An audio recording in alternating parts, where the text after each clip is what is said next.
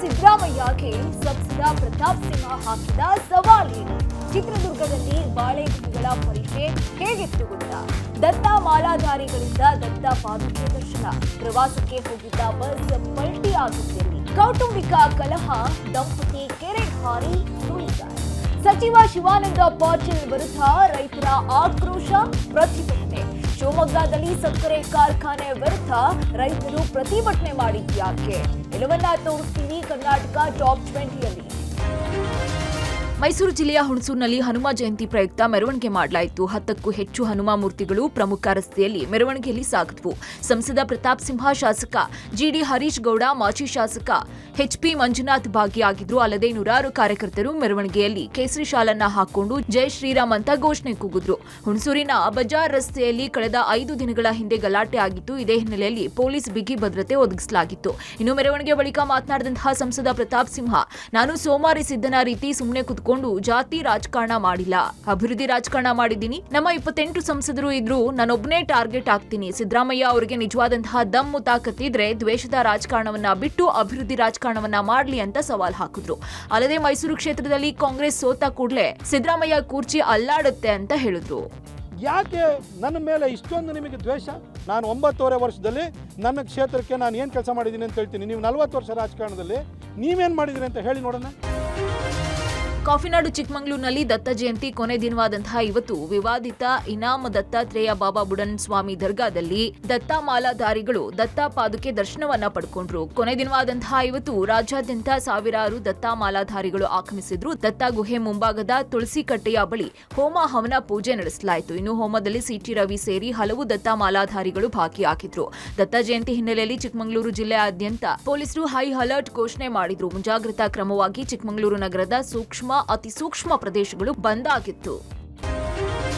ಚಿತ್ರದುರ್ಗ ಜಿಲ್ಲೆ ಹೊಳಲ್ಕೆರೆ ತಾಲೂಕಿನ ರಾಮಗಿರಿಯಲ್ಲಿ ವಿಶಿಷ್ಟ ಪರೀಕ್ಷೆಯನ್ನ ಮಾಡಲಾಯಿತು. ಬೆಟ್ಟದ ಮೇಲೆ ನೆಲೆಸಿರುವ ಶ್ರೀ ಕರಿಸಿದ್ದೇಶ್ವರ ಸ್ವಾಮಿ ಕಡೆ ಕಾರ್ತಿಕೋತ್ಸವದ ಹಿನ್ನೆಲೆ ಬಾಳೆಹಣ್ಣಿನ ಗೊನೆಯ ರಾಶಿ ಪರೀಕ್ಷೆ ನಡೆಸಲಾಯಿತು. ನಿನ್ನೆ ರಾತ್ರಿ ನಡೆದ ಈ ಪರೀಕ್ಷೆಯಲ್ಲಿ 10,000ಕ್ಕೂ ಅಧಿಕ ಬಾಳೆಗೊನೆಗಳನ್ನ ಭಕ್ತರು ದೇವರಿಗೆ ಹರಕೆ ರೂಪದಲ್ಲಿ ಅರ್ಪಿಸಿದ್ರು. ರಾಜ್ಯದ ಹಲವು ಕಡೆಯಿಂದ ಆಗಮಿಸಿದ ಲಕ್ಷಾಂತರ ಜನ ಭಕ್ತರು ಕಾರ್ತಿಕೋತ್ಸವದಲ್ಲಿ ಭಾಗಿಯಾದರು. ಉದ್ಭವಲಿಂಗದ ರೂಪದಲ್ಲಿ ದರ್ಶನ ಕೊಡುವ ಕರಿಸಿದ್ದೇಶ್ವರ ಸ್ವಾಮಿ ದೇವಾಲಯದೊಳಗೆ ಪಾತಾಳ ಗಂಗೆ ಅಂತ ಪ್ರಸಿದ್ಧವಾದ ಗಂಗಮ್ಮನ ಬಾವಿಯು ಕಾಶಿಯಿಂದ ಇಲ್ಲಿಗೆ ಸಂಪರ್ಕ ಹೊಂದಿದೆ ಎನ್ನಲಾಗುತ್ತೆ. ಮಳೆಗಾಲದಲ್ಲಿ ನೀರು ಕೆಳಗೆ ಹೋಗೋದು, ಬೇಸಿಗೆಯಲ್ಲಿ ಮೇಲ್ ಬರೋದು ಇಲ್ಲಿನ ವಿಶೇಷ. ಈ ನೀರು ಹಲವು ರೋಗಗಳಿಗೆ ಸಂಜೀವಿನಿ ಇದ್ದಂತೆ ಅನ್ನೋ ನಂಬಿಕೆ ಭಕ್ತರಲ್ಲಿದೆ. ಇನ್ನು ನೆಲಮಂಗಲ ಸಮೀಪದ ಹೊನ್ನಗಂಗೈನ ಪಾಳ್ಯದಲ್ಲಿರುವ ಐತಿಹಾಸಿಕ ಬಯಲು ಉದ್ಭವ ಶ್ರೀ ವಿನಾಯಕ ಸ್ವಾಮಿಯ ಬ್ರಹ್ಮ ರಥೋತ್ಸವ ಕೂಡ ನಡೆಸಲಾಯಿತು. ಬೆಂಗಳೂರಿನ ಕಡಲೆಕಾಯಿ ಪರೀಕ್ಷೆಯಂತೆಯೇ ಅದ್ದೂರಿಯಾಗಿ ಜಾತ್ರೆ ನೆರವೇರಿತು. ಕಡಲೆಕಾಯಿ ಪರೀಕ್ಷೆಗೆ ಸಾವಿರಾರು ಭಕ್ತರು ನಾನಾ ಭಾಗಗಳಿಂದ ಆಗಮಿಸಿದ್ರು. ಹಾವೇರಿ ಜಿಲ್ಲೆ ಸವಣೂರು ತಾಲೂಕಿನ ಅಲ್ಲಿಪೂರು ಕ್ರಾಸ್ ಬಳಿ ಸರ್ಕಾರಿ ಬಸ್ ಪಲ್ಟಿಯಾಗಿದೆ. ಲಿಂಗಸಗೂರು ತಾಲೂಕಿನ ಸಜ್ಜನಗುಡ್ಡದ ಸರ್ಕಾರಿ ಶಾಲೆ ಮಕ್ಕಳನ್ನ ಪ್ರವಾಸಕ್ಕೆ ಅಂತ ಬಸ್ನಲ್ಲಿ ಕರೆದೊಯ್ಯಲಾಗ್ತಾ ಇತ್ತು. ಬಸ್ ಪಲ್ಟಿಯಾಗಿ 4 ಮಕ್ಕಳಿಗೆ ಗಂಭೀರ ಗಾಯವಾಗಿದ್ದು 45 ಮಕ್ಕಳು ಪ್ರಾಣಾಪಾಯದಿಂದ ಪಾರಾಗಿದ್ದಾರೆ. ಗಂಭೀರ ಗಾಯಾಳುಗಳನ್ನು ಹುಬ್ಬಳ್ಳಿಯ ಕಿಮ್ಸ್ ಆಸ್ಪತ್ರೆಗೆ ರವಾನಿಸಲಾಗಿದೆ. ಸಣ್ಣ ಪುಟ್ಟ ಗಾಯಗೊಂಡ ಮಕ್ಕಳನ್ನ ಸವಣೂರು ತಾಲೂಕು ಆಸ್ಪತ್ರೆಗೆ ದಾಖಲಿಸಲಾಗಿದೆ. ಶಾಲಾ ಮಕ್ಕಳನ್ನ ಶಿಗ್ಗಾಂವಿಯ ರಾಕ್ ಗಾರ್ಡ್ಗೆ ಕರೆದೊಯ್ಯಲಾಗಿತ್ತು. ಬಸ್ಗೆ ಕಾರು ಅಡ್ಡ ಬಂದು ಬಸ್ ಪಲ್ಟಿಯಾಗಿದೆ. ಇನ್ನು ಧಾರವಾಡ ಜಿಲ್ಲೆ ಮೊರಬ ಆಯಟ್ಟಿ ಮಧ್ಯದ ರಸ್ತೆ ಸೇತುವೆ ಏಕಾಏಕಿ ಕುಸಿದಿದೆ. ಸೇತುವೆ ಮೇಲೆ ಟ್ರ್ಯಾಕ್ಟರ್ ಹೋಗ್ತಾ ಇದ್ದಾಗ ಸೇತುವೆ ಕುಸಿದಿದೆ. ಟ್ರ್ಯಾಕ್ಟರ್ನಲ್ಲಿದ್ದ ಯೋಗೇಶ್ ಸೇರಿ ಇಬ್ಬರಿಗೆ ಗಾಯವಾಗಿದೆ.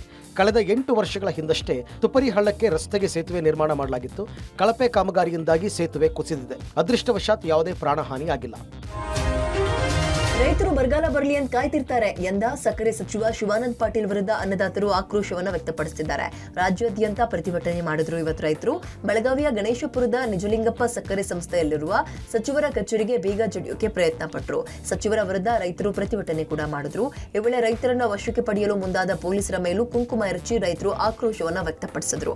10ಕ್ಕೂ ಅಧಿಕ ರೈತರನ್ನ ವಶಕ್ಕೆ ಪಡೆದು ಚಿಕ್ಕಬಳ್ಳಾಪುರ ನಗರದ ಅಂಬೇಡ್ಕರ್ ವೃತ್ತದಲ್ಲಿ ರೈತ ಸಂಘ ಹಾಗೂ ಹಸಿರು ಸೇನೆಯ ಸಂಘಟನೆ ನೇತೃತ್ವದಲ್ಲಿ ನೂರಾರು ಮಂದಿ ರೈತರು ಪ್ರತಿಭಟನೆ ಮಾಡಿದ್ರು. ಸಚಿವ ಪಾಟೀಲ್ ಭಾವಚಿತ್ರಕ್ಕೆ ಚಪ್ಪಲಿ ಹಾರ ಹಾಕಿ ಆಕ್ರೋಶವನ್ನ ವ್ಯಕ್ತಪಡಿಸಿದ್ರು.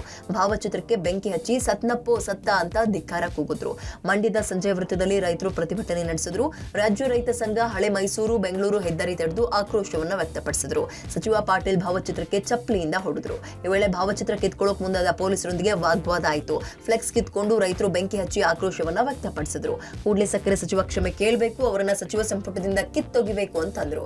ಸಚಿವರೇ, ನೀವೇ ಆತ್ಮಹತ್ಯೆ ಮಾಡ್ಕೊಳ್ಳಿ, ರೈತರೇ ಭಿಕ್ಷೆ ಬೇಡಿ, ನಿಮಗೆ ಪರಿಹಾರದ ಹಣ ಕೊಡ್ತೀವಿ ಅಂತ ಟವಲ್ ಒಡ್ಡಿ ಭಿಕ್ಷೆ ಅಣಕು ಮಾಡಿ ಸಕ್ಕರೆ ಸಚಿವನ ವಿರುದ್ಧ ರೈತರು ಕಿಡಿಕಾರಿದ್ರು.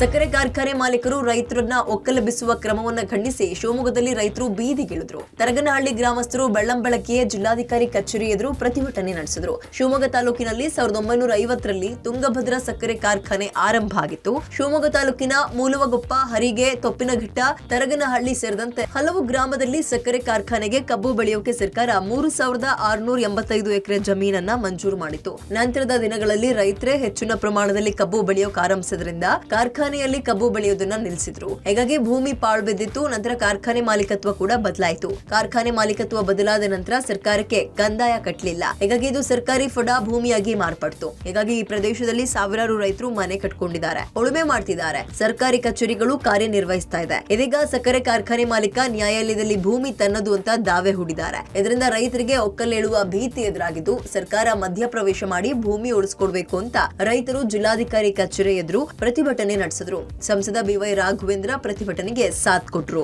ಈಗಲೂ ಸಹ ನೀವೇನೋ ಭೂಗಳ್ರ ಪರ ಅಥವಾ ನೀವೇನಾರ ಬಂಡವಾಳಶಾಹಿಗಳ ಪರ ಅಥವಾ ನೀವೇನೋ ಆಸ್ತಿ ಹೊಡೆಯಕ್ಕೆ ಹೋಗೋದಾದ್ರೆ ಸುಮಾರು 1,500-2 ಸಾವಿರ ಮನೆಗಳು ಹೋಗ್ತದೆ. ಸುಮಾರು ಸಾವಿರಾರು ಬಡ ಕುಟುಂಬಗಳು ಬೀದಿ ಬರ್ತವೆ, ಸಾವಿರ ರೈತರು ಬೀದಿಗೆ ಬರ್ತಾರೆ. ಯಾವುದೋ ಒಬ್ಬ ಮಾಲೀಕನ ಪರವಾಗಿ ನಿಂತು ರೈತರ ಹೊಟ್ಟೆಗೆ ಹೊಡೆಯುವಂತ ಕೆಲಸವನ್ನ ಯಾವುದೇ ಕಾರಣಕ್ಕೂ ಮಾಡಬಾರದು ಅಂತೇಳಿ ನಮ್ಮ ರೈತ ಹೋರಾಟ ಸಮಿತಿಯ ಮುಖ್ಯಸ್ಥರ ಮುಖಾಂತರ ಸರ್ಕಾರಕ್ಕೆ ಮನವಿಯನ್ನ ಕೊಟ್ಟಿದ್ದೀವಿ.